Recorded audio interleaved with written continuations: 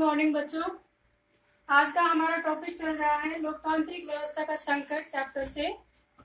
और हमने इससे पहले वाली वीडियो में पढ़ा था कि आपातकाल की पृष्ठभूमि क्या रही, कि कैसी परिस्थितियों में आपातकाल लागू किया गया था। आपने देखा कि उस समय 73 और 74 का जो दौर था वो बड़ा संकटकालीन दौर था।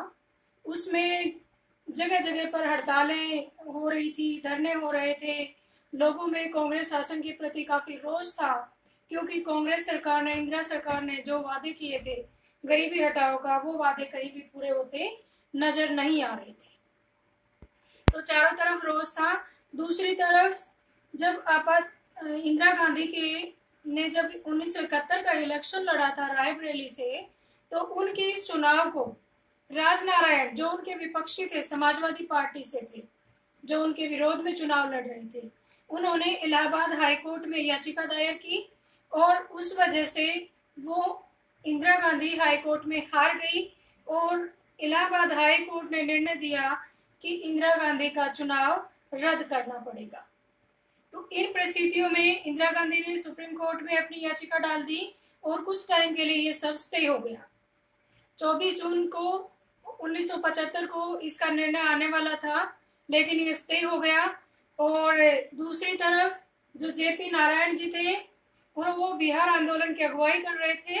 उन्होंने संपूर्ण क्रांति का भी आह्वान कर रखा था और उन्होंने कहा था कि जो सरकार है वो गैर लोकतांत्रिक तरीके से काम कर रही है। उन्होंने पुलिस और सेना को भी ये कहा कि वो भी सत्याग्रह शुरू करे सरकार के खिलाफ। जो सरकार असंवैधानिक कार्य करने जा रही है उनके खिलाफ वो सभी सरकार की बातें ना माने। तो इस तरह से इंदिरा कांग्रेस के लिए, सरकार के लिए बड़ी परेशानी वाला समय था। तो तब इंदिरा गांधी ने रात्रि को ही फखरुद्दीन अली अहमद, उस समय के राष्ट्रपति थे, उनको कहा कि पूरे देश में आपातकाल लागू कर दिया जाए। तो इस तरह से 25 जून 1975 को पूरे देश में उस समय के राष्ट्रपति फखरुद्दीन अली अहमद ने आर्टिकल 352 के तहत, जिसमें अंदरूनी गड़बड़ी का हवाला देते हुए पूरे देश में एक साथ आपातकाल की घोषणा कर दी। अब बात आती है कि आपातकाल होता क्या है, क्यों इतनी चर्चा हो रही है आपातकाल की।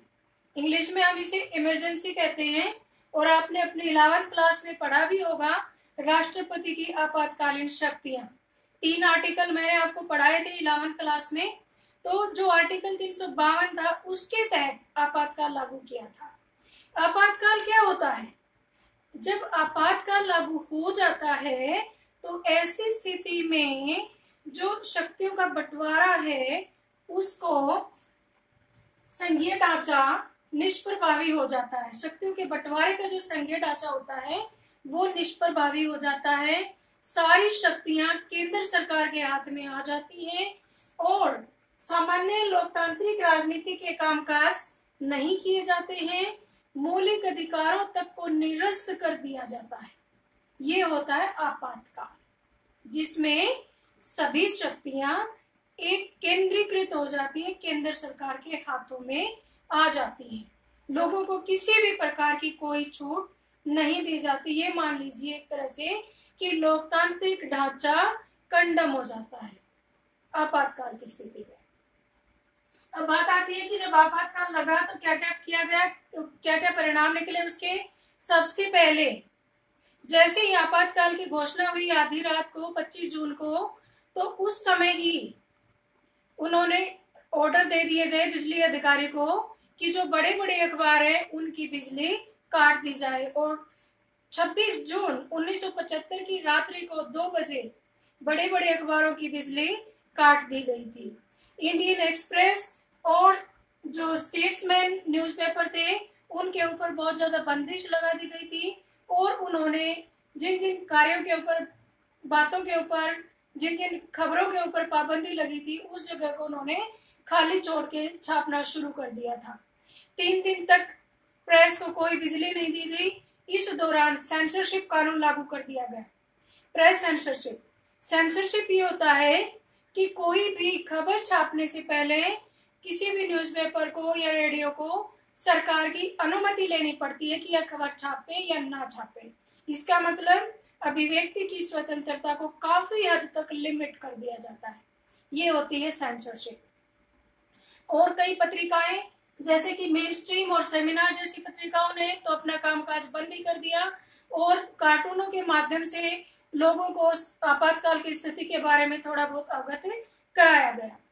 और इसी दौरान जो एक कन्नड़ भाषा के लेखक हैं शिवकांत कारंत जी, शिवकांत कारंत ने अपनी पद्म विभूषण की उपाधि वापस लौटा दी और कवि फणीश्वर नाथ रेणु ने अपनी पद्मश्री की उपाधि इस आपातकाल के चलते वापस लौटा दी। उन्होंने कहा कि इन उपाधियों का क्या करेंगे जब यहाँ पर लोकतंत्र ही नहीं है, लोगों को अपनी आवाज उठाने तक का मौका नहीं दिया जा रहा है। तो सबसे पहला काम किया गया प्रेस पर पाबंदी।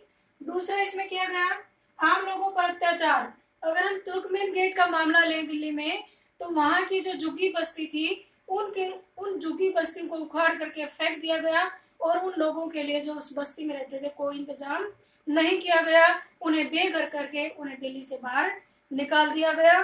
किसी को कोई भी आवाज उठाने की कोई अनुमति नहीं थी। तीसरी बात, मौलिक अधिकारों का निलंबन।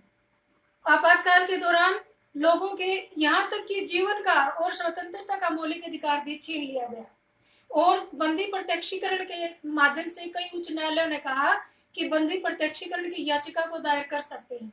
आपने 11वीं क्लास में पढ़ा है कि उच्च न्यायालय और सर्वोच्च न्यायालय 4 प्रकार की रिट जारी कर सकता है, 5 प्रकार के लेख जारी कर सकता है जिनमें बंदी प्रत्यक्षीकरण एक है। बंदी प्रत्यक्षीकरण मतलब कि बंदी को मजिस्ट्रेट के सामने उपस्थित किया जाए, उसे बताया जाए कि उसकी क्या गलती है। लेकिन इस तरह का अधिकार भी लोगों से छीन लिया गया था। कई उच्च न्यायालयों ने इस अधिकार के फेवर में निर्णय दिया, लेकिन सर्वोच्च न्यायालय ने जो 1976 में यह निर्णय दिया कि ये बंदी प्रत्यक्षीकरण पर भी रोक लगा दी गई है। तो और क्या समस्या है, उस समय राजनीतिक दलों पर प्रतिबंध लगा दिया गया। लगभग 676 नेताओं को तुरंत जेल में डाल दिया गया, उन्हें कोई कारण भी नहीं बताया गया। निवारक नजरबंदी कानून के तहत निवारक नजरबंदी होता है कि बिना कारण बताए कि वो उपद्रव करने की आशंका के आधार पर उन लोगों को जेल में डाल दिया गया, उन्हें कोई कारण भी नहीं बताया गया, किसी भी राजनीतिक दल को अपनी गतिविधि करने से रोक दिया गया। यहाँ तक कि जो राष्ट्रीय स्वयंसेवक संघ है उन्हें और जमाते इस्लामी उन दोनों को पूरी तरह से निरस्त कर दिया गया और ये कहा गया कि ये जो दल है दो ये हिंसा, सांप्रदायिक हिंसा भड़का सकते हैं। तो इस तरह से मीसा कानून के अंतर्गत बहुत सारी गिरफ्तारियां की गई। मीसा मतलब MISA, maintenance of internal security act.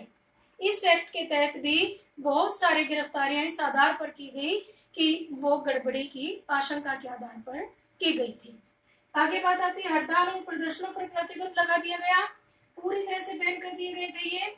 और 42वां और 39वां संवैधानिक संशोधन भी इसी दौरान किया गया। 42वें संशोधन के आधार पर जो लोकसभा का कार्यकाल है वो 5 से बढ़ा करके 6 साल कर दिया गया। Not only for that year, हमेशा के लिए 6 साल कर दिया गया था। हालांकि बाद में 44वें संशोधन में उसे दोबारा से ले लिया गया, लेकिन हम आपातकाल के बारे में पढ़ रहे हैं तो आपातकाल के दौरान इस तरह की कार्रवाई की गई थी। और एक बात कि जैसे इंदिरा गांधी का चुनाव रद्द कर दिया था इलाहाबाद हाई कोर्ट ने, तो उस समय ही एक और कानून बनाया गया कि राष्ट्रपति, उपराष्ट्रपति और प्रधानमंत्री के चुनाव को न्यायालय में चुनौती नहीं दी जा सकती। तो विरोधियों ने तो यही कहा था कि जो ये आपातकाल लागू किया गया है इंदिरा गांधी ने अपने आप को बचाने के लिए किया गया है, इसमें एकता और अखंडता को कोई खतरा नहीं था, सभी आंदोलन सही तरीके से चल रहे थे। तो इंदिरा गांधी ने अपने आप को बचाने के लिए इस तरह की ज्यादतियां की हैं। और भी एक बात हुई उस दौरान, बाहरी लोगों के कामकाज में दखल। जैसे कि इंदिरा गांधी के बेटे संजय गांधी जो न किसी संवैधानिक पद पर थे न ही किसी प्रशासनिक पद पर थे, लेकिन उन्होंने भी लोगों को जबरन पकड़ करके नसबंदी करवाई और जो लोग पकड़ के लाते थे नसबंदी करवाने वालों को उनको उनकी एवज में उन दलालों को अलग से सुविधाएं और पैसा भी दिया जाता था। और दूसरी तरफ झुग्गी झोपड़ियों के साथ बहुत ज्यादा ज्यादतियां की गई और जबरन लोगों की नसबंदी करवाई गई, और ये उन लोगों के द्वारा की गई जिनका कि राजनीति में और न ही किसी ब्यूरोक्रेसी में कोई भी उनका पद नहीं था, उन लोगों ने ऐसे काम किए। तो ये थे इसके आपातकाल के परिणाम। उसके बाद आता है आपातकाल क्यों लागू किया गया, क्या जरूरी था आपातकाल लागू करना, इसके ऊपर भी बहुत ज्यादा बहस हुई। बाद में जब सब कुछ सही हो गया 1977 में जब जनता पार्टी की सरकार आई, तो उस समय एक आयोग का गठन किया गया, शाह आयोग। उसने जो आपातकाल के दौरान जो ज्यादतियां हुई थी उनके बारे में छानबीन की। तो बात आती है कि क्यों किया आपातकाल, कितना जरूरी था आपातकाल की घोषणा लागू करना। पहले तो हम इसके पक्ष में बात करेंगे। जो लोग ये कहते हैं कि आपातकाल जरूरी हो गया था, तो इसमें एक तो कांग्रेस ही थी। इंदिरा गांधी ने कहा कि जो हम 20 सूत्री कार्यक्रम चला रहे हैं, गरीबों की भलाई के लिए कल्याणकारी जो योजनाएं चल रही हैं, बैंकों का राष्ट्रीयकरण किया गया है, प्रीवी पर्स की जो समाप्ति की गई है, ये विरोधियों से हजम नहीं हो रही, और वो इंदिरा गांधी को हटाने के लिए बिना वजह लोकतंत्र के कार्य में दखलंदाजी कर रही है।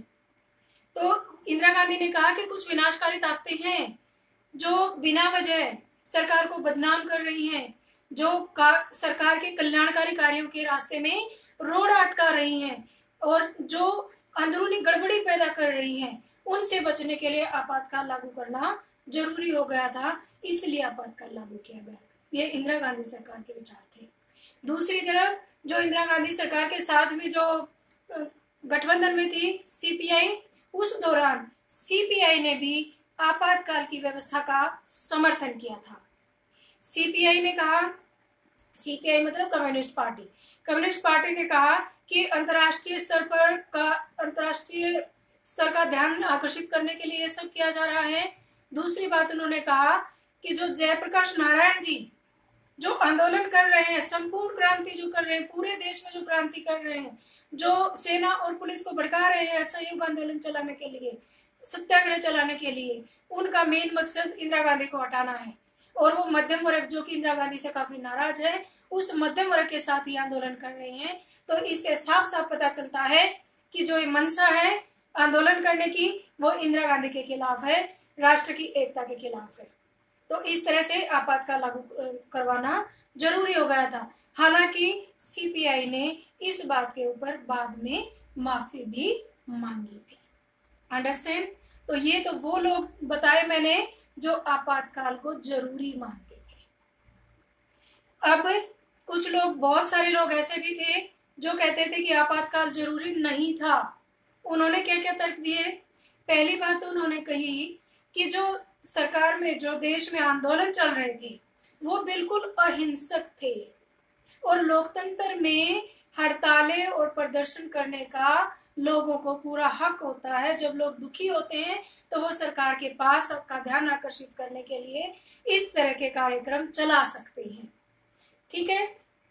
तो दूसरी बात, पहला तो ये कि वो हिंसक नहीं थे, अहिंसक थे, शांतिपूर्ण आंदोलन चल रहे थे। दूसरी बात, अगर सरकार को लग रहा था कि कहीं पर गड़बड़ी हो सकती है, तो सरकार के पास भी इतनी ताकत होती है कि वो उन आंदोलनों को उस हद में ला सकती थी। अंडरस्टैंड?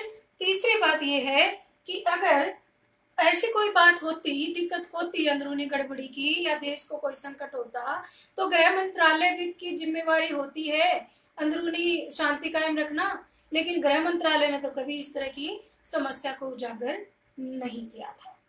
तो इस तरह से आज हमने पढ़ा कि आपातकाल कब लागू किया गया, क्या कारण थे आपातकाल लागू करने के, और आपातकाल के दौरान लोगों को किन किन समस्याओं का सामना करना पड़ा, या आपातकाल के क्या परिणाम रहे देश में। अंडरस्टैंड? तो आज हम यहीं पे समाप्त करते हैं। कल हमारा टॉपिक रहेगा आपातकाल से लोकतंत्र को क्या सबक मिला, और दूसरी बात, जो छठे आम चुनाव है, आपातकाल के बाद की राजनीति किस प्रकार रही, कौन सी पार्टी मजबूत बनी, और क्या क्या कारण रहे, कौन सा आयोग नियुक्त किया गया जिसमें आपातकाल की ज्यादतियों के बारे में पता लगाया गया। ओके, तो आज इस टॉपिक को कर लीजिए, कल हम फिर आगे का पढ़ेंगे। Thank you.